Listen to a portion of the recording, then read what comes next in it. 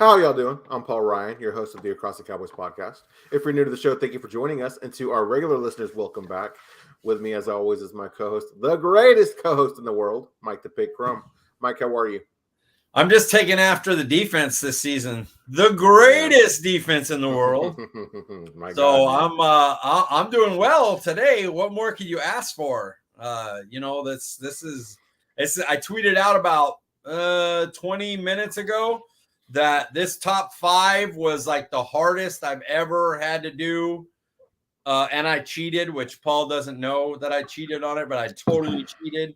The Meatless Monday is really good. What's that? And I was going to say, I'm curious as to how you cheated, but we'll get to it when that time comes, sir. Yeah, we'll get to it at the end. And then Dallas beating both Super Bowl teams. I put a funny thing, another thing on Twitter. I was like, all right, man, we beat the Bengals and the Rams. We beat good teams, both with our backup quarterback. It's awesome. And then, I did the other people are like, yeah, man, that's last year, dude. You can't count last year's records. It's new teams. Yeah. And I'm like, okay, that's fair. Well, we beat the 4-1 Giants. Their only loss. Then they got, what do they say right after? Well, the Giants have sucked for years. I'm like, you can never always moving those goalposts, baby. Yeah, you can never win, dude. I swear. Well, Mike, before we get into our discussion tonight, let the people know where they can find you on Twitter. At CD Piglet, guys. Nice and easy. Guys, I'm Paul Ryan. You can find me on Twitter at Paul_Ryan15. Well, Mike, you mentioned it's a fantastic and a delicious Meatless Monday. Discuss it with us. Tell us what you had. What was on the menu today? It was so good. So Ramen Hayashi opened on Friday, right by my work, next to the theater I always go to by the work. Yeah. And I've been there twice already. Wow. Yeah, I went Saturday night with the people from Daphne's, my crew, Muhammad, Steph, Jazzy, me, and Mitchell. And then I was like looking at the menu and I'm like, oh, dude, this is a perfect Meatless Monday. So I got the yaki noodles with just vegetables, which is so good. And then this is 2 things that we got Saturday night. We got the yaki noodles with shrimp, and we got the fried rice bowl with bulgogi beef. And I switched that from bulgogi beef to the tofu and the spicy mayo. And the tofu spicy mayo is better than the steak. No. When tofu's done right, I'm not the baby food friggin' like nasty soft tofu is gross. But when you like take it and marinate it and grill it or fry it, I love that. And they make a that tofu bowl. Man, it was so good.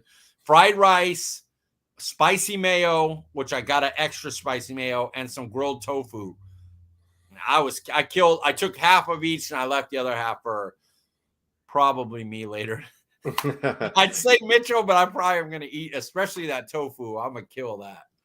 I've never had grilled tofu or fried tofu, Mike, but I've always wanted to try them just because there's a food YouTuber that I like to watch. He eats a lot of Asian food. He's an Asian person, but he'll have like fried tofu skin and other tofu dishes. I'm like, man, that looks really good. So I'd like to try some tofu, but prepared differently. Just make sure it's not just the soft, like regular. I call it the baby shit tofu. I don't like the baby shit tofu. Don't ask me how I know what like the texture of baby shit is. But like if I know all too well. Yeah, it would. I would think it would be like the soft tofu would be like what baby shit would be like if you had it. Well, kids, if you're listening, just cover your ears. Mike's on one tonight. If the kids are listening to our podcast, they're way corrupted already. Yeah, this podcast is not safe for work more often than not, is it, Mike? No, it is not. All right, Mike, you were talking about, we beat the Rams, we beat the Bengals, and, of course, the 4-1 Giants. But we discussed this a little bit last Friday. But after this Sunday performance, are the Rams overrated? If you're thinking of them as the Super Bowl team, then yeah, they're overrated. Their O-line is not the same. They had Whitworth retired. They're beat up on the inside. Like Oso Odigizua had like 4 or 5 QB hits, dude. He was just killing them in there. he played so well. They couldn't block anybody for the run or the pass. They need more time for their O-line to get healthy. They need them to get in rhythm, work together. And then the other thing is that their edge rush. When Donald doesn't move out to defensive end, when he's a DT, they're missing Von Miller. Like Floyd's okay, but he's not doing great. And they just don't have that guy. They don't have Parsons and they're like Floyd's like a Dorrance Armstrong. I don't even know if he's as good as Dorrance Armstrong this year. I mean, Dorrance is killing. We'll talk about him later, but they just don't have that edge guy if Aaron Donald doesn't shift outside. And when he does, they don't really have the push up the middle. So, yeah, it's not the same team. You don't lose two players like Whitworth, Robert Woods, Odell, 4 players. Whitworth, Robert Woods, Odell Beckham off your offense, and then Von Miller off your defense. Yeah. I know you mentioned the offensive line, Mike. Apparently, Sunday's offensive line, that was at minimum their 5th different lineup that they've had to go out this year that they've started a game with. So, we know all too well about offensive line issues, and it showed on Sunday.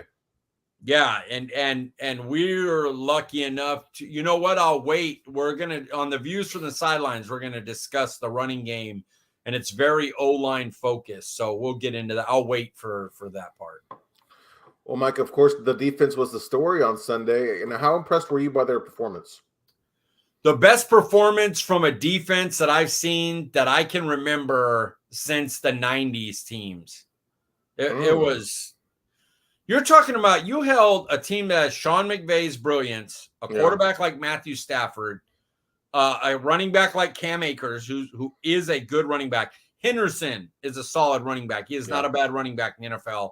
They have Cooper Kupp. They have Tyler Higbee. They have Allen Robinson. Like, they have these guys, and you held them to 2 plays. That's all they got. They got 1 play action pass where they got Hooker to creep up, and they left Diggs kind of the whole field to cover, and he still almost got that ball. Dude, that coverage was amazing, but that throw was, oh my God, that throw was perfect. And just think about that. Like, the play action bites Hooker up. Trayvon Diggs is playing outside leverage because he's supposed to have safety help in the middle, and he's letting a guy with the speed of Tutu Atwell just run by him, and this guy is a fingertip away from still knocking away the ball. Man. That was a crazy play, and man, it just, and then he goes on, and what stinks is a lot of people were killing Diggs for that, and I was like, well, I mean, it really was a Hooker play, but Trayvon Diggs is going to take the bait of that too, because he played it inside leverage to his help, but he still got beat there. It's still cover 3. He's supposed to get deep. He didn't, so it's partly his. Well, the next time, the Cooper Kupp one was all on him. You can't undercut a throw from Matt Stafford to Cooper Kupp. They're too good. This ain't, next week you want to try that against Jalen Hurts and Devontae Smith. I'm okay with that. That's taking a solid risk. That's not the best wide receiver in football and one of the best quarterbacks in football, one of the best 12, quarterbacks in football. Jalen Hurts has played a lot better, but, to this point, you wouldn't be like, oh, this guy's been, nobody got in going, hey, was Jalen Hurts top 10 quarterback? And nobody thought Jalen Smith or Devontae Smith was a top 10 receiver, Right. So you're talking about trying to risk a play like that on them. Sure, I understand that. But there's certain guys, let them catch it, tackle them. The minute you undercut it and they beat you, it was home run play. It was gone.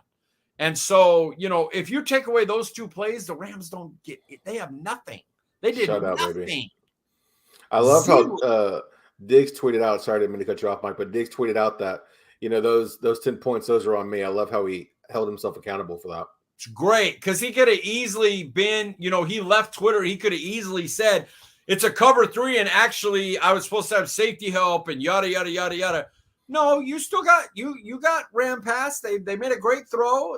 It's partly on you. I understand it's cover 3, but they got one on you. It's fine. The Cooper Kupp one, totally your fault.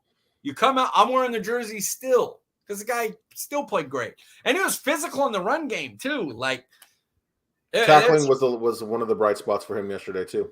Yeah, they got 2 plays.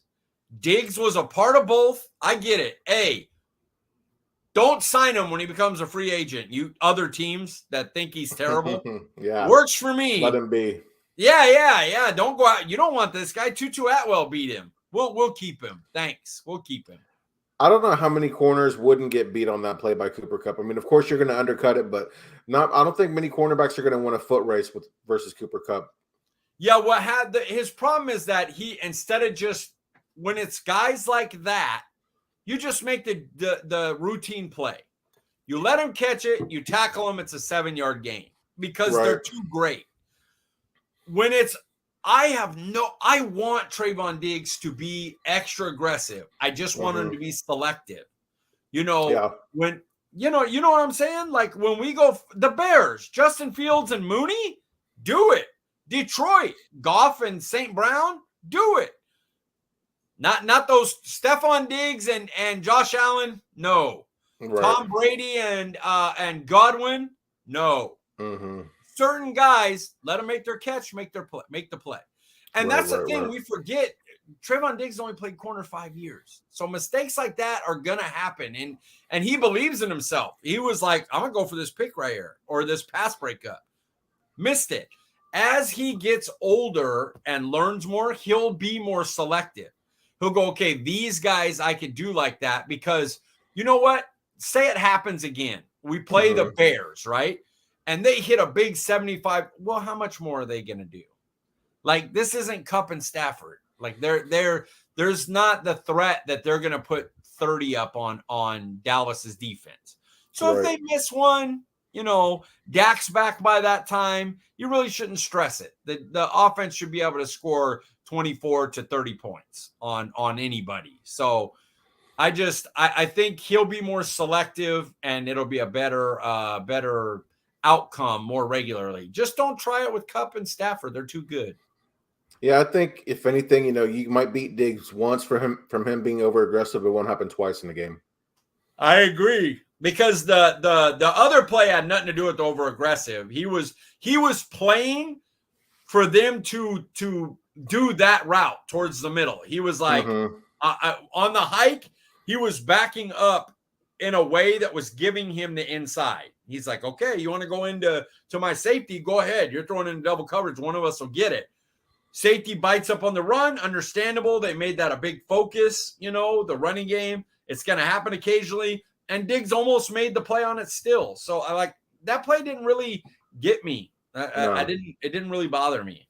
No, it didn't really bother me either. You know what? We're going to switch to the defense here, Mike. A comparison that we've heard a lot about, it's Aaron Donald and Micah Parsons. Could Micah Parsons be as good or better than Aaron Donald when it's all said and done? But when you look at this Week 5 matchup, who do you think was better? I got to give it to Parsons. Now, Hobbled Parsons too. That's crazy. Both were badass. Like Aaron Donald got 2 shots at Tyler Smith and was like, "Oh, y'all ain't doing that." Like you give me one-on-one with Tyler Smith, I'm gonna own him. Yeah, and he did. Oh, he did. But truth be told, he got beat by McGovern more often than he beat McGovern. McGovern played it was reminiscent of Connor Williams. When Vach Lombardi always talks about how Connor Williams was the Aaron Donald stopper. Like he just didn't do anything on Connor Williams.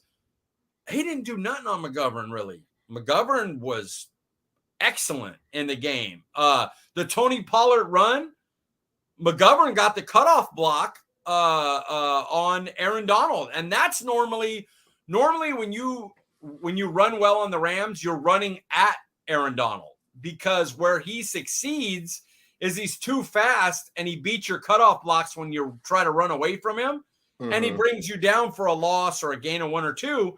McGovern was able to stop him. And I think as far as why I give Parsons the lead, he got the strip sack that got returned that kind of ended the game. And he also, this doesn't show up on the stat sheet, but 2 other third downs in the second half, he got pressures on plays where Matthew Stafford had guys open, but he didn't have time to get rid of the ball, accurately because Micah was on him too fast. So that means that's 4 different times in the second half that he affected the game that he affected Matt Stafford. He sacked him twice. One was a strip sack we recovered, Sam Williams, and he had 2 other plays where he basically stopped them from getting a chance at a reception because he was just at the quarterback too fast. And not to mention all the missed holding calls against Micah. I try to tell people, I told people that this ref crew was not good. And I understand why we get a lot of penalties, so you'd rather have a ref crew that's less penalties. But I knew one thing about this ref crew is they don't call holds for Dallas. I just meant not in general, but for Dallas, they just never call them. They never call them. And so, it was what I expected. Our guys were killing their offensive line around the edge all game long, and Parsons was held 3 out of every 4 pass rushes. Mm-hmm. I mean, we're talking around the head holds, like choke holds. Oh, like clear as day. Not like, oh, you can hold on every play. No, like terrible, obvious, right in front of the ref hold calls. They just wouldn't call them. I'm like, too bad it wasn't a quarterback sack that they could call a roughing the passer. I'm not on Twitter that much, Mike, but I hadn't seen any chatter or excitement about this ref crew. That's interesting to me that people, Dallas fans were excited about this ref crew. That's not something you often hear. What is it now? About what? The refereeing crew. Oh yeah, they were like, this ref crew doesn't call very many penalties. That's good for us. Yeah. Any crew that has a lot of penalties, they throw, which I totally understand. It's just this crew. And our big advantage was our pass rush against their offensive line. And I'm sitting there going, the refs are literally negating part of our advantage because they were leaving Micah one-on-one because they were like, we're just going to hold every down, and they won't call it. Right. Yeah. Well, let's move along here, Micah. You're talking about Micah.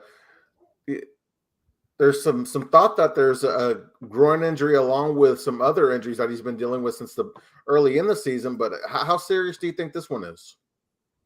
Well, I mean, the way they held him out at first to only 3rd downs, and he got a sack and 2 3rd down pressures, and then in the last 2 minutes they left him in, to try to end the game, and he ended the frigging game.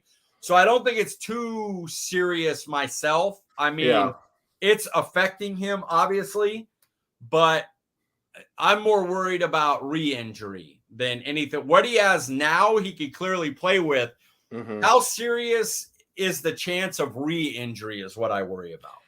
And, I misread the question because I had my mind somewhere else. Mike, forgive me. But for this game, would you have held Micah out, to kind of have him healthier for this upcoming matchup versus the Philadelphia Eagles? I would have been incorrect. But at halftime, when that fool's walking around limp, he ain't going in. Like holding his back, limping, dude. Oh, if he tears his groin, knock on wood, that's it. Like, this team ain't doing it with that. He's that guy. He's the thing that makes them from good defense to elite defense. He's that dude. And so my thought was sit his ass down. I don't even forget the Eagles. I don't care about this Eagle game. Cooper Rush already did his job. Now it's about getting Dak back fully healthy, and we're on a run. The worst that happens is we're 4-2 going into the Chiefs just took the lead. Travis Kelce, another touchdown. The worst thing all I want is Dak to get back healthy, and we get into the schedule. The schedule is a 10-12 win schedule now if Dak and Micah Parsons are healthy.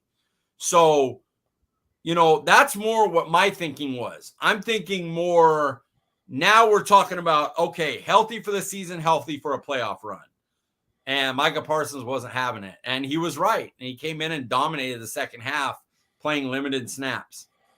My God, man, this guy at 60%, he still finishes the game with 2 sacks, dude. It's incredible, man. 2 sacks and 2 3rd down pressures. That was probably going to be 3rd down conversions. If you watch the all 22, there were open guys, and Micah was just like, nah, you ain't got enough time. I mean, he could by the end of week 6, he could have 8 sacks, dude. Man. or They're crazy. 7 sacks, but still, that's insane. He has 3 2-sack games. It's ridiculous, man. It was 2 sacks, 0-0, and then 2. So he's crazy. And at his pace right now, he has 6 in 5 games. He's at that pace to be near the record. Man.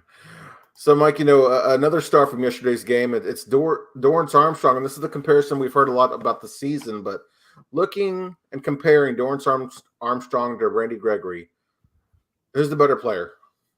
Okay, so this is a Mike Crum question, and I worded it a specific way for a reason, because I want to spell this out correctly for Dallas fans so they're not mistaken. Right now, the 2 players, assuming Gregory health, Randy Gregory is the better player than Dorrance Armstrong. Before his injury, he led the league in pressures. Like, the guy's a killer. He is a monster pass rusher. He's very, very good. So no, Dorrance Armstrong is not the better player. Now, is he having the leap year we want at 24 years old that on our group chat that we have and on the Twitterverse and social media verse that I talked about? Hey man, just because we lost Randy Gregory doesn't mean everything's all lost. Dorrance Armstrong is a starter in the league. He had 5.5 sacks last year. He's a good edge setter. He's a solid guy around Parsons and Tank. He's a very good player. Even if we signed Randy Gregory, I wanted them to pay Dorrance Armstrong. I wanted to get him in here because I just think he's a really good player. Right. And while he isn't better than Randy Gregory, I believe I would personally rather have Dorrance Armstrong now. I haven't said this till right now. Mm-hmm. I would rather have Dorrance Armstrong at his value, his contract for the next 2 years than Randy Gregory at his. As good as Randy Gregory is, Dorrance Armstrong's 24 years old. He's already 1 sack away from his career high. He's blocked 2 kicks. He's the core he's the best special teams guy you have right now. He is the playmaking special teamer. Shout out to Kelvin Joseph, who also is balling his ass off at special teams. And no, it's not what you want from a 2nd-round pick. Absolutely not. But still, credit where it's due. He's playing his ass off on special teams. He's earning his spot. So I just wanted to word it a certain way where no, Randy Gregory is the better player. If Randy Gregory was on this team with Tank and Micah Parsons and Osa, he's probably dominating and killing. But give me Dorrance Armstrong all day for the next 2 years over Randy Gregory for 5, is about to be 30. And we got the 24-year-old for the next 2 years. So better player, I'll take Gregory. Who I want on my team for what they're paid, DA all day. Now, am I crazy, Mike, or does Dorrance Armstrong also offer more against the run than Gregory ever did? He's a better edge setter for sure. He is. But Randy Gregory he wasn't great. Yes. Yeah. Dorrance Armstrong's a better player versus the run. I just feel like, man, I love Gregory, but it just seems like Armstrong is a better complement to the other pieces on the defensive line. And like I said, it's about fit and contract. Right. If you put Dorrance Armstrong in Denver, he's not leading the league in pressures. He's not. Yeah. So he's not the guy you just put out there and he's going to crush. That's a Randy Gregory is a pass rusher like that. What Dorrance Armstrong is he's the perfect guy to get when you have Micah Parsons and Tank and Osa. And now you have this guy over there who is never going to get – what's funny, you say this, that he's never going to get double teamed, but he's our most double team player. Did you know that? I did not. Into the week. He's the most double team player. And the reason is because he's a good edge setter. So they run at him, and hence he has to be double teamed. Because you don't run at Tank, because even a double team, he kills the run. Right. So he gets double teamed a lot in the run. So he's our most double team player. But when I say that, what I mean is on a pass rush, Mm-hmm. the first 4 or 5 weeks of the season, you weren't thinking about Dorrance Armstrong. Where is Micah? Where is Tank? Where is Osa? Where is Gallimore? And then you kind of go, okay, who else they got? Where's Fowler? Where's Armstrong? Where's Williams? He's one of those extra players. But he's got 4 sacks now, a strip sack, a couple block punts, plays the run pretty decent. Like that's a good contract, man. 2 years, $8 million, 4 sacks already. Like, so was it 8 million or 6?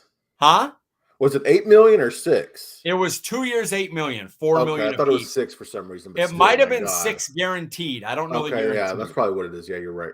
But it don't matter because whatever it is, he gonna get paid for that. They're not cutting him like, oh, we need to save our guarantees. John Fossil would lose his shit, let alone Dan Quinn. Dan Quinn could be like, oh, I'll send this guy out. I got Williams. I'll send somebody else over there. I'll move Micah Parsons. John Fossil's going to be like, you ain't getting rid of him for $4 million? You're crazy. Right. That guy's a playmaker. So, yeah, I love it because him and Wilson were like my guys. And I got a lot of crap because I was like, I'm one of those guys that I'm like, yeah, but don't you see it? Like, I know he's not doing it every down, but can you see it? Like, if he got the snaps and he developed and everything, you don't see it, And I would get a lot of crap from the 4D podcast, especially, the old curmudgeon, Dan Rupert, and then Massey. They would give me a lot of stuff like, well, they're just not great players right now. And I'm like, I know that but you can't see it. Like I can see them with coaching and development, like the way they play. Donovan Wilson's never going to be a great cover guy, but he can cover well enough for everything else he does. Dorrance Armstrong's never going to be the edge rusher that Randy Gregory is, but he's got you 4 sacks. He's got more sacks than Randy Gregory. Like the sacks will come because of the way they set the plays up. Hey, everybody's looking over here. They're looking at Tank. They're looking at Micah Parsons. We're going to sneak Dorrance on a play. He's going to get a one-on-one. Beat that tight end. They're going to shift and leave you one-on-one on the tight end. Kill him. We're going to move you inside, and we're going to fake a gap blitz. Just slip right through there, And so, yeah, he's not a guy you sit out and go, hey, you got one-on-one with him all day. Beat him all day. He's not. That's not his job. But he is really good at that, being that extra piece. And he's 24. He's just learned. He's just getting to know what he knows, which is like so exciting to have him the next 2 years. I hate doing this because the way the defense is and the way Dak's coming back and everything, but I keep thinking about next year. Do you know that other than Donovan Wilson, Anthony Barr, and Dante Fowler, everyone's coming back. And they're young. Parsons, Diggs, Hooker's even young. Curse. And LVE will be gone. So you'll have to do your – and the thing is – But then we have Damone Clark and Cox, dude. You got Damone Clark sitting in the wings going, I'm going to be better than that LVE guy if I'm healthy, right? Like, I'm his size, wingspan, but I can also pass rush much better. I'm a better tackler. He's just – my God, dude. This defense over the next 2 years, if healthy, is just going to be ridiculous to deal with. And, hey, LVE, the last 2 years, man, he's been a big part of the defense. Excellent. I have no problem bringing him back, but the way I look at it, and I know I'm getting this, we're already at 30 minutes, but the way I look at it, Cooper Rush, Donovan Wilson, Fowler, LVE, Anthony Barr, are all chances for us to get comp picks. Right. And the thing is I know you only get a certain amount of comp picks, but what Dallas could finally do is go, Wilson made money, Cooper Rush made money, Fowler made money, Barr got an all right contract, McGovern went out and made money. Like they could add these things up and go, okay, well, we got our 4 comp picks that we can get. We got 3 other contracts that did pretty well. We can bring guys in that match the lower end of those contracts without really affecting our comp pick formula.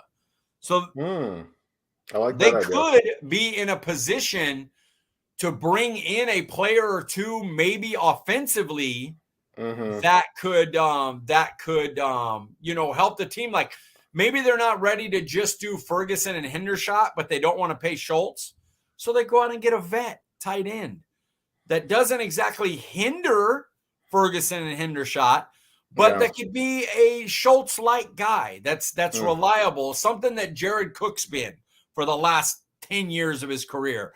That Green Bay, Mercedes Lewis has been for Green Bay this year. That Hayden Hurst has been for Cincinnati this year. A guy that you go out and get a vet for a year, and then you're like, hey, Ferguson, you're the guy, but we're just bringing in this guy. He's going to help us out. And you know how much two tight end we run. You're going to be the guy. Or maybe they go get that receiver. All right, we got Lamb and Gallup. Let's go do what we did with Cobb and get a guy that's an older. You know what we're going to tell him? Hey, Odell, maybe not a guy that high, but somebody-ish that's coming, that's looking to win a title. Look at this defense. Look at our quarterback. Look at our line growing together.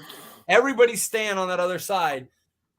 We just need a guy. We need you to be the third, to be that set that we can go to 3 wide receiver and rotate. If somebody's injured, you're a wide receiver 2. You're a wide receiver 1. If somebody needs a couple games, to get over a ankle sprain. If we're in 3 wide receiver sets, you're not going to make the money that you could as a number 1 over here, few more million a year, but come here, take a little bit more than Stephen Jones type deal, and let's get going with it. I can see Dallas possibly doing that if the right guys make enough money in the offseason for Dallas this year. No, I mean, I like that idea because you're bringing in experienced veterans to help with this young team, maybe bringing some guys with playoff experience, things like that, who are not quite old on their last contract, but, still looking for that second bigger contract or their first big-time contract, knowing they can get it after they leave Dallas. So that's a good move, Mike. Yeah, I like the idea of that. Or a big, go pay for a top-end center. Because you may lose your highest comp pick in compensation. Maybe somebody pays Cooper Rush a big 10, 15 mil a year to come in and be a bridge quarterback, right? Right. So you use that on a center and pay him $8 million a year. And that maybe is it affects your comp pick formula, but you had enough guys leave for higher money that you still get for your as many comp picks as you can. And now you've brought in this big time center to go, hey, look, Biotish has been fine. Y'all know I'm Mr. Tyler Biotish. He's been a solid starting center this year. He gets beat by great DTs. He beats bad DTs and average DTs, they wash. Go get a great center and then watch that next to left guard Farniok, right guard Martin, Steele, and Tyler Smith. Yikes. Absolutely, Mike. I love that idea. So, somebody on Twitter tweeted out earlier today that who is not getting enough credit. I think it was Jeff Kavanaugh. That's who it was. Shout out Jeff Kavanaugh. He said, who on the Dallas Cowboys is not getting enough credit for this 4-game win streak? I said Cooper Rush. Not some people, I think it was one person kind of fought back saying, well, what has he done? And, I was just saying, hey, you look at his stats and everything. Maybe this last week wasn't that great. I mean, he only had 10 completed passes, but overall he's been solid and he hasn't had any turnovers. He's just kind of doing what he's asked. And I don't feel like a lot of people are, I'm not saying it's only him, but I just feel like not a lot of people are saying, hey, look, Cooper Rush is playing really well. Of course, there's some that don't watch enough football who think that he should replace Dak Prescott. But when you look at Cooper Rush, do you feel like he's getting enough credit for this win streak? I split it down the middle. I said it's funny because if you love Dak Prescott, the forget the middle people. We're pretty middle here. We like Dak, but we've criticized them. I had at one point Wentz higher than them in a QB ranking a couple years ago when he was Eagles when we first started. Like I've been pretty even with Dak. I think I have him between 7 and 10. The quarterback, and I go, he lowers because you got to play. That is a issue. He's missing too many games.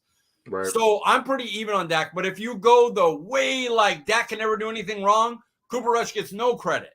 But if you don't like Dak, Cooper Rush getting too much credit. Like, oh, he's winning. We should just start him. Like, calm down, stupid. You don't know what you're talking about.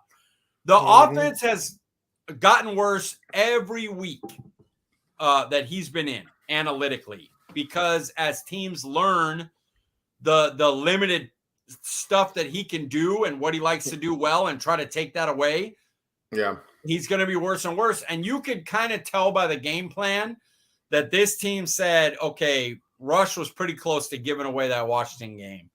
You know, he had a couple picks that were like, oh, we're glad there were penalties. And so it seemed like they kind of hid him this game. For sure. Yeah. And you're not going to be able to do that against Philadelphia. So, you know, I would say he's doing what he needs to do to allow the special teams and defense to win you games. Well, I guess one thing I like about Rush is that he's just doing what you ask him to do, not trying to do too much. And again, which just you mentioned the 2 interceptions last week, but not turning the ball over, man, not letting the moment be too big for him. I think that says a lot. Yeah, I mean, he got strip sacked, and the Donald wasn't even credited at the time for a strip sack, because when the ball came out of his hands, Rush just kind of fell, and it fell right into his chest, and he grabbed it. A bad bounce right there. You know, it bounces out. He can't control it. And the Chiefs, game's on. And the Rams see it and pick it up, and, you know, and it changes everything. But it just so happened to fall that way, you know. So it's hard. I think he's getting about the credit he deserves. He's not costing a team that's great special teams and defense wise. He's not hurting those two elements. Yeah. And so they're winning against the average to bad teams in the league. That's fair. So, you know, Mike, you were kind of touched on it there, but you feel like this passing game has been figured out with Rush at QB. Yeah, and I think that the offense, the people kind of know that the coaching kind of knows, like, we got to adjust some things, like how many throws and how much time. Like, there wasn't a lot of deep shots. If you notice this week, he had the one. Oh, God, it was bad, dude. I was getting frustrated. Yeah, they had the one shot to Gallup. Other than that, that was about it. They were not going to let him take a 7-step drop or anything. So, yeah, I think we know that it's getting about time that we got to get Dak back in here for the passing game's sake. Yeah. You know what, you mentioned Dak, Mike, with this defense, the special teams, and as good as you can ask for from the offensive line is, you know, the way that they're playing. Are the Cowboys a Super Bowl team with a healthy Dak? Again, shout out to my Twitter, because I'm talking about it a lot. But I tweeted out, man, this Cowboys team is a I'm talking about my Twitter a lot today. I typically don't really go there. I'll mention an article or something that I'm coming out, but my personal tweets, I normally don't say too much, but I did happen to tweet. I go, you know, this Cowboys team is improved quarterback play away from being a Super Bowl contender. Anybody know how we can improve the QB from Cooper Rush? And there was legit people that didn't get it and were like, Dak Prescott, idiot. And I'm like, yeah, dude, think about it. Reread the tweet. Like, use some common sense here, guys. Yeah. But I want to say the defensive special teams are Super Bowl caliber right now. I can say that. I need to see more from the offense. I don't trust Kellen Moore.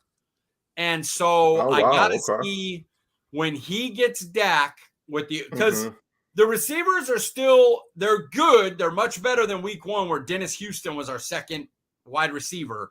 They're much better, Gallup and CeeDee Lamb, but they're not elite. And then you're talking, and they're not even great. They're good. And then the O-line is solid. And so will they call a game that says, oh, well, Dak Prescott will just make up for the solid O-line and the good receivers, the receivers not being great and the O-line not being good. Dak will make up for it. So call our game, whatever. Or will they go, hey, guys, watch Aaron Rodgers this year. You notice he's not playing that well? Yeah, because he has no receivers he trusts, and his offensive line is just getting healthy. So the great Aaron Rodgers, one of the best in the game's history, has trouble because he doesn't have the weapons of the O-line, to get things done. So, take some of these Cooper Rush elements and use them with Dak. I don't think this is a Dak thing. I think this is a Moore thing. Moore, he's an old quarterback. He wants to throw the ball. He's like, I got Dak, so yeah. When he sees somebody doing the 6-man box, he instead of going, look, Dak, we're just going to run it here. He's like, hey, if you think you got something, throw it. No, I know Dak's great, and he can do that. But I need him to do what Mike McCarthy did to him. Mike McCarthy has said you could straight listen to his press conference and watch the games and see. Last press conference after last week, I'd rather have us get about 30 rushes. You know how many rushes Zeke and Pollard had combined this week? 30 rushes. So, that's what I need Kellen Moore now to pass that. I need Mike McCarthy to pass it to Moore and Moore to pass it to Dak. Hey, Dak, I know you can beat this for this, but what we need to do is just run it right here is fine. Let's get the 2nd and 5. And then when they come up, then we know we can beat it without a risk. I know you can beat that because there's no risk to it. They're going to come up and try to stop the run, and then we got them. So I need him to employ that. Dak is great. I get why you want to put it in just his hands, but there's got to be times where the head coach and offensive coordinator goes, we're going to get to that. You're going to get your shot. Believe me, let's do this right now. Our defense is great. This Bears team is not going to get 20 points on us. So why do this and risk the O-line? Why risk Tyler Smith getting beat by a guy or Biotish getting beat by a blitz up the middle? And yes, I know you would have had it, but the O-line didn't have it. The wide receiver didn't run the right route. You threw the ball a little high, to put it on Dak. So I'm not making it all like, oh, Dak never. You had the guy open, but you overthrew it. Well, if we would have waited and tried it another time, wouldn't have mattered if it was overthrown because we'd have had the safety sinking up and nobody would run back there to pick it off. And so, you got to play to the fact that your defense and special teams are great. So number one, don't mess with that, which is what we're doing now and how we're winning. Then when you get your shots, you're going to hit them more because you're better than Cooper Rush. You're going to see them better because you're better than Cooper Rush. So, yeah, I need to see that first before I'm like, oh, they're a contender. Because they win against Tampa Bay, and there was a lot different. Houston, rookie left tackle. There's a lot. The defense wasn't the same as it was now, but they got owned by Tampa Bay's defense. So now I got to see them be able to play a team like that with Dak and get them.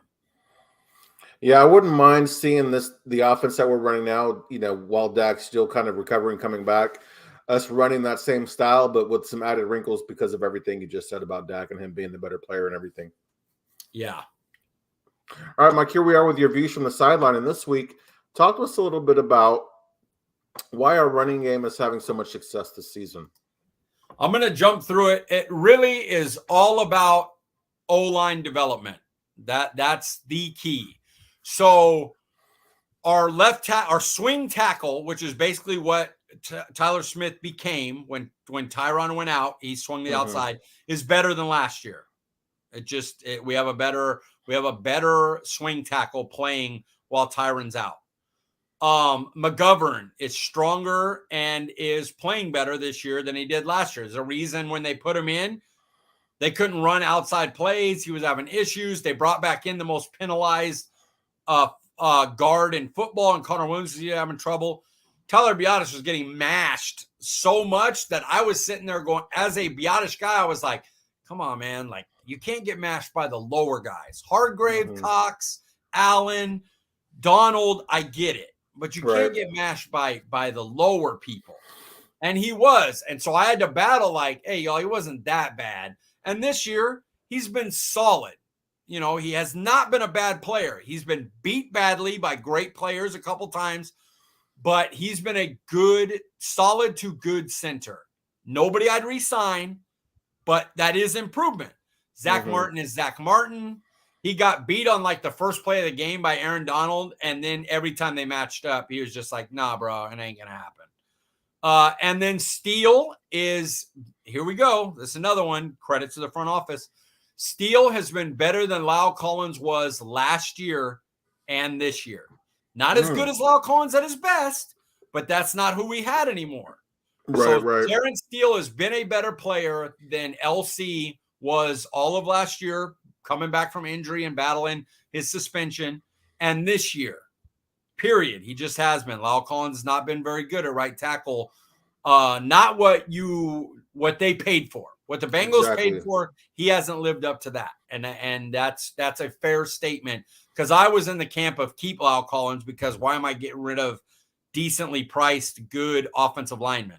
But I understand now. They were like, if LC's there, you got to battle who's starting, this and that. They were like, we want Steele to start. And I see why that is now. Yes, sir. All right, Mike, here we are with one word.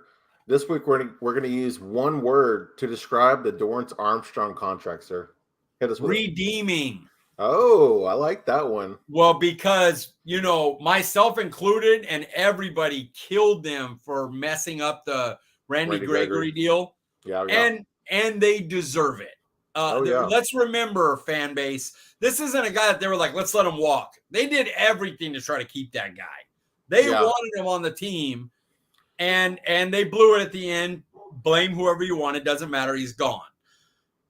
Dorrance Armstrong playing how he is and them getting him for 2 years. Man, they look good on that one. Got to give them Hooker, Curse, Dorrance Armstrong. Those 3 2-year deals are elite level contract signings. So give them credit. It's redeeming.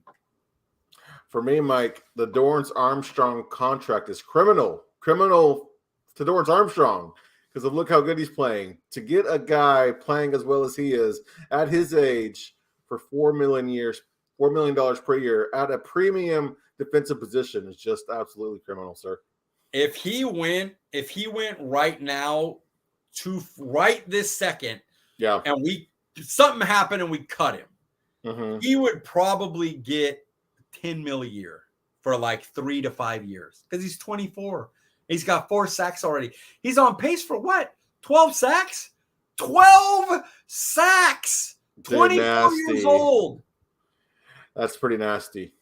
That's impressive. Imagine if he finished a year with 12 sacks. Can you imagine that? If he finishes with, honestly, if he finishes a year with 8 sacks. Seriously, yes, 8 sacks. And then Micah got another, 12, and looks like DeMarcus Lawrence is probably going to get 8 to 10 himself. My God. I got Parsons on the 15-ish area. Oh, no doubt about that. Yeah, for sure. 15 for Parsons, 6 to 8 for Tank, and 8 to 10 for Armstrong. And that's not even, we don't know how many snaps Fowler's going to get. Sam Williams had by a mile his best game. He was causing problems in there. And then Oso Odighizuwa was probably our best lineman yesterday, but he got 1 sack. So everybody's like, well, he only got 1 sack, but he hit the quarterback so many times. He was just annihilating them. So it's so much fun watching this defense. And shout out to Tristan Hill too, man. Having a good year. He is another guy. I'm interested to see if they get him, the problem with them bringing him back is I don't see where. Bohanna is signed up, Gallimore signed up, Osa signed up, Golston signed up. Yeah. Like, at some point you're going to have to draft a guy. Like, you just let Ridgeway walk. You're like, he can't make it. We got too many good ones. Like, Hill's one of those sneaky Dorrance Armstrong LVE type signings. Super young. Yeah, we're like, hey, you're young. Nobody's going to give you a big deal yet. They don't know if they trust you. Right. Come back for 2 years, biggest stage, make an impact the way Dorrance did, the way LVE did, the way Wilson did, the way Robert Quinn once did. Yes. The way Randall Cobb did, and make a big check because everybody's watching primetime games. He's one of those sneaky ones that could get a 2-year deal or a 1-year LVE deal next year and be back. And you're like, oh my God, this is crazy. Yeah, it really is. It's crazy, crazy. Okay, Mike, here we are, top 5 this week. You said you cheated, so talk to us a little bit about that before you did. Tonight's category, guys, ladies and gentlemen, it's our top 5 actors and actresses. Now, my mindset going into this, Mike, I didn't have like all time. I was just thinking actors I really like. If I'd gone all time, my list would probably look quite a bit different. But what was your mindset? Did you go with kind of people you currently like watching? Or did you go a little mix of all time and guys you like watching now and girls, or what was your mindset there? I mixed it. So Yeah. I said these top guys that I think are top all time, I also love. So I might as well do both. Mm-hmm. And then there was a couple that was like my people, Right. Now the way I cheated is Paul's a terrible person, and he doesn't value women the way I do. So I made my own category for top 5 women and top 5 men because I believe that top women deserve their own. Unlike Paul, who just thinks, oh, throw them in. Maybe you don't even put any the top. He probably doesn't even have a woman. He just picked all guys, and he thinks actresses should be paid less. I definitely don't think that, but you know what, Mike? Should we do? Because I don't have any women in my top 5, but I could have easily had at least one in there, probably 2. But should we do actors this week and then actresses when you come back from your vacation? Yeah, you can edit it how you need to where I like that it's live right now, and I'm like, you edit out all this to because you had no women in your top 5 and everything, and I'll look great because. I'm trying to look. Would a woman have made? Yeah, a woman would have made my top 5. 2 would have. Damn, that's hard. Maybe they wouldn't have. Yeah. Okay, here we go. The truth reveals itself. Yeah, I'm looking at them. I'm like, all time, easily one of them makes it, no doubt. But as far as sneaking in like the people I like, would I want to put the top actress I have over my 2 bottom guys that I like really love?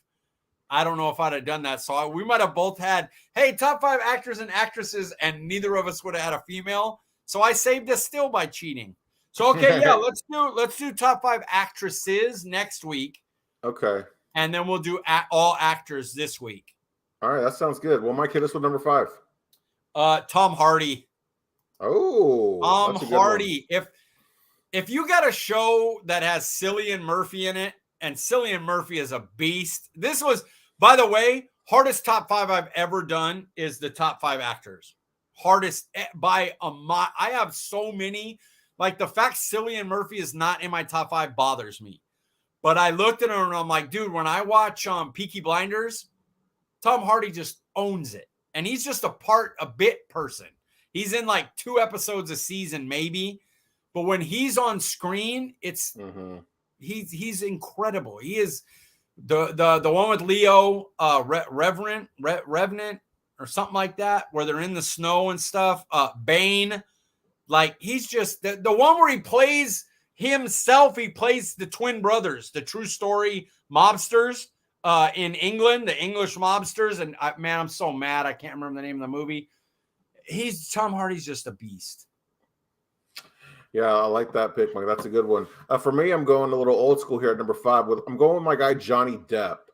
Somebody who, I mean, his earlier stuff, obviously, we know he's gone through some things the last, 3 to 5 years or whatever, where he hasn't been on screen much. But, man, he's got some classics, sir. He does, man. That's another one. Johnny Depp's not in your top 5. Like, how? Yeah. But it's hard, man. It's hard. It is. It really is. It was like rough. It was really rough. Because there's some actors that, I mean, could have easily been in my top 5, but it's like, I don't know. I mean, I had to really make some tough decisions here, but we won't get into it. Okay, number 4 on my list, Mike. This might be borderline offensive, but I'm going with Leonardo DiCaprio out here at number 4. Why would that be offensive? I guess because the rest of my list is why I say that. Oh, okay. So like he should be higher? Right. Okay, exactly. Gotcha. That's what I mean. I was gonna say one of the greatest actors of this generation and has a incredible Jeter-esque quality to him. Yeah. We should rank our 5 DiCaprio movies sometime. Sorry to cut you off. No, oh yeah, for sure. bro, just oh my god, that would be so hard. Very, very hard. I I'm don't. sitting here Yeah, trying to let's think of do my that. favorite one. Add that later because I want to get that too. I'm not going to mention any movies because I want to get that top 5 in a couple of weeks. Yes, sir. Yes, sir. Okay, Mike, who's number 4 on your list? 4 is my absolute favorite actor of all time. I met him at a Laker game. I got a picture of him. It wasn't a great experience. He was Samuel Jackson. Yes. So that's who's on there. And I asked him for a picture at a Laker game. He was in the 3rd row. I was in the 4th row, right behind the basket. And I was like, could I get your picture? And he was like, yeah, man, take the picture. And I was like, oh, I'm sorry, man. Because I would normally, dude, I sat right next to Jim Belushi at a Lakers game. A lot of younger people won't know who Jim Belushi is. He's a beast. Talked to him about the Great Western Forum. It was the first year in Staples Center. Talked to him for the whole time he was there. The nicest guy, never asked for a picture or anything. It was just that it was Samuel L. Jackson. Samuel Jackson. My absolute favorite actor. And so I don't need to go down to his list of movies. He's legend. So yeah, that's my guy. And I got him on there even though I irritated him at the Laker game about like 15 years ago. Samuel Jackson's like the actor where if all you have is a samurai sword, you get his autograph on your samurai sword. Yeah. It doesn't matter what you got there. You just sign, please sign. Yes, sir. All right, Mike, number 3 on your list. Number 3, DiCaprio. Oh. Yeah, I love Leo. Sir. So it was very hard. This was a mix of I love Leonardo DiCaprio plus success. Because there's guys, Vin Diesel, Idris Elba, that aren't that exactly the actors Leo are, but right. I love them. Like they're so badass. Yeah. But I got it. How do you not have Leo on your list? Like he's got to be. So yeah, he's my 3rd. Seriously, Mike, number 3 might surprise you. And I'm sitting here, I'm looking at this list, and it's not really necessarily in order because I was kind of scrambling here towards the end. So Leonardo DiCaprio could have easily been number 1 or at least, definitely here number 3, but he's not. And number 3 on my list, I'm going with my guy, Mr. Bradley Cooper. Good one. Good choice. The funny thing about Bradley Cooper is people will always remember Hangover and he's Rocket, but you forget that he was Silver Linings Playbook. One of the so freaking good. Top 5. I think it's like 4th of my all-time movies. And then if you haven't seen, sorry, what's that, Paul? No, I was just saying, oh, wow. Yeah, I love that movie. And then A Star is Born is, God. Good God, dude, that movie. It's incredible. So another guy not on my list, like Bradley fucking Cooper. Like who I almost switched him out with, though? Joaquin Phoenix. Great, very close. He's good, but I don't think he's. How do I put this? The catalog. He hasn't had enough fun movies. Like all Joaquin Phoenix movies are always like, damn, Joaquin Phoenix was incredible in that. But he doesn't have any where he's like Rocket or Hangover. They're all A Star is Born. Yeah. So they're amazing performances, but it's like, God damn, every movie you're in is like heavy, dude. Like I would love like to see him in a funny movie. I would like to see him have a Tropic Thunder Tom Cruise. Oh my God. That'd be amazing, what I mean? Dude. Like I'd love to see that from Joaquin Phoenix. Absolutely, for sure. Another person I almost had on here, I don't know how you feel about this guy. It was Jake Gyllenhaal. I love Jake Gyllenhaal. He's Southpaw was great. Jarhead. He's one of the one that with Anne Hathaway. Man, sir. Love you. All right, Mike. Number 2 on my list. Not the late, but the great. He could have easily been number 1. Probably number 1 on most people's lists. Denzel Washington, sir. Come on. Denzel. I'll just give away my number 2 is Denzel as well. Oh, wow. Okay. And easily could have been 1. Like flip a coin between 2 and 1. Honestly, what can you do? The guy's perfect. He's only made 1 sequel ever in his history, and it was because he loves Antoine Fuqua so much that he did it out of respect, basically, with Training Day and them. So like he's perfect. Like he doesn't give bad performances. He's never in bad movies. Like even his like I don't really like the train one, but it's not a bad movie. Oh, Taking Pelham 1, 2, 3 or whatever. No, I actually like that one. The Unstoppable, I think it's called. Where and it has Chris Pine, I think. Like it's an okay movie, but it's just not up to that's how great Denzel is. That hey, that was okay is not good enough. You're like, what's that? That's not good enough. Yeah, I got you. Yeah, I'm trying to think of the one you're talking about with Chris Pine. It's not ringing a bell. So, but I think it's called Unstoppable. Unstoppable, okay. Because the train can't be stopped, I think is why it's called that. Man, I feel like maybe I've seen that, but I'm not sure. It's funny though that we both had Denzel number 2, just because I was like, we should rank our favorite Denzel Washington movies. But I'm like, you know what? I want to announce it.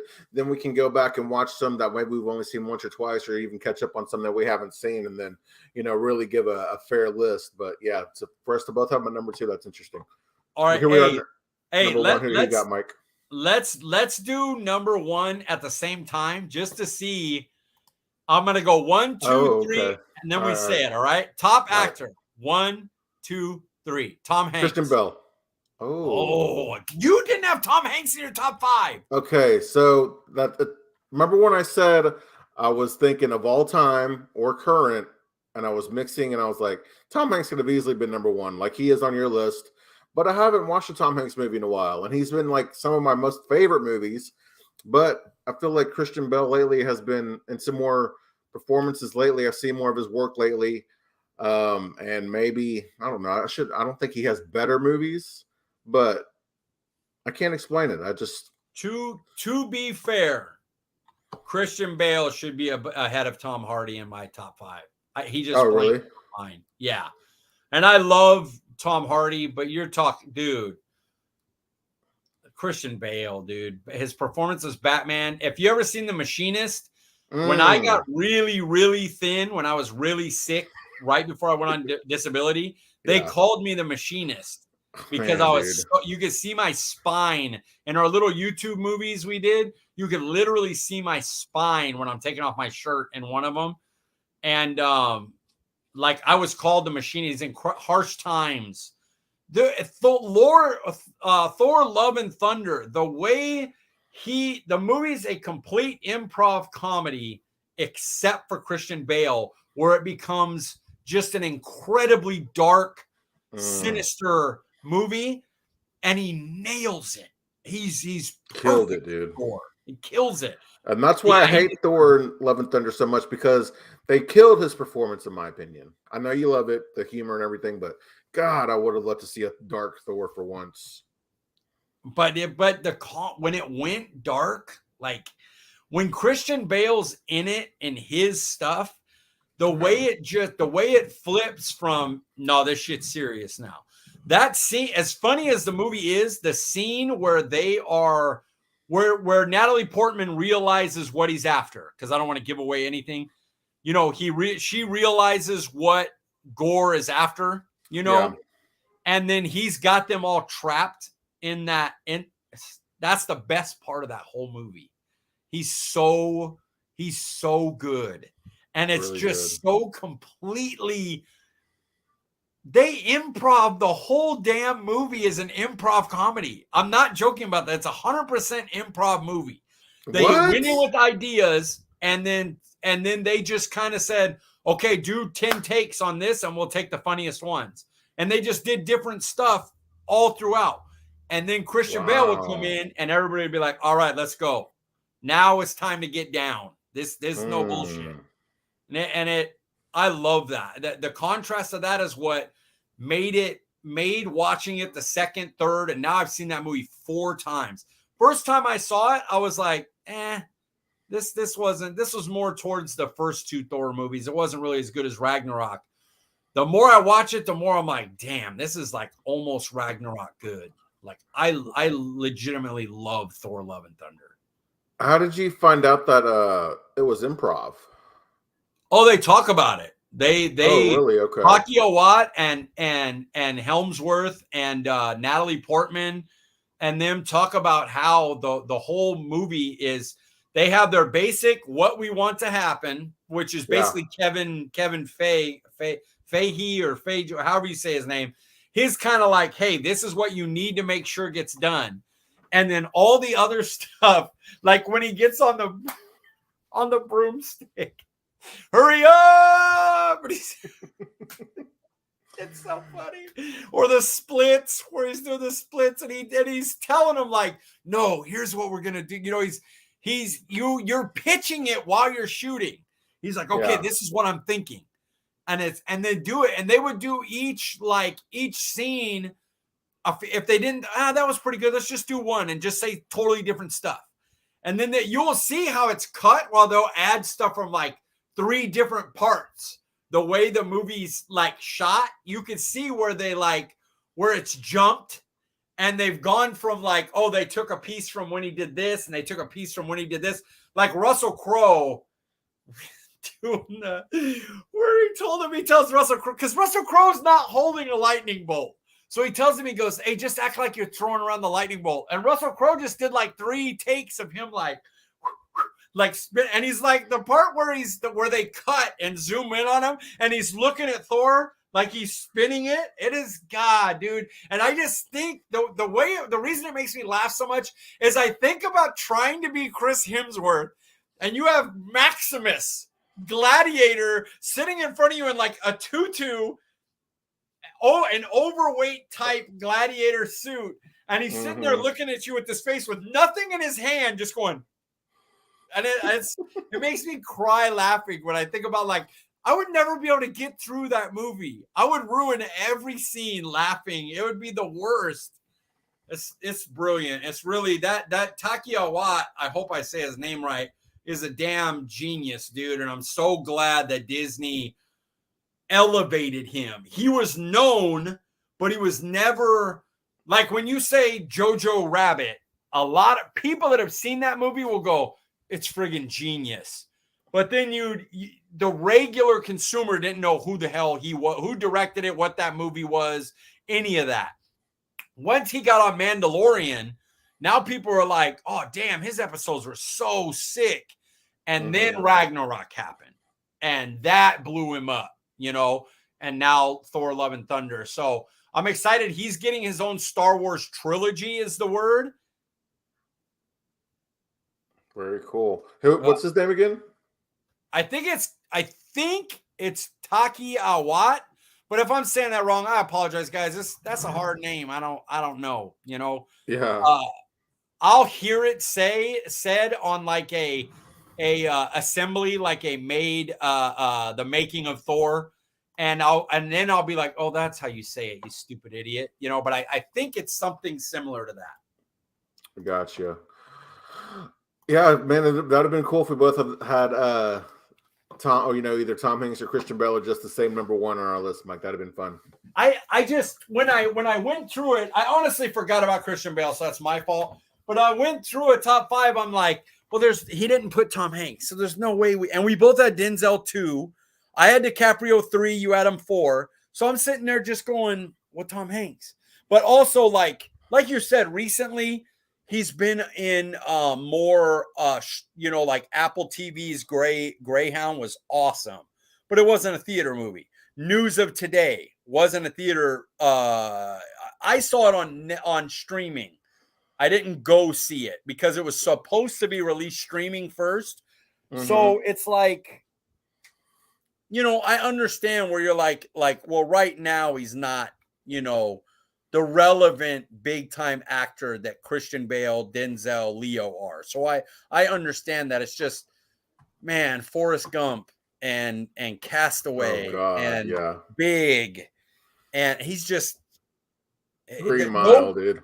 Nobody's hit list hits like his. Like I don't know if any because even back in like Turner and Hooch and the Bird, from back in the 80s are like amazing movies that they had to do.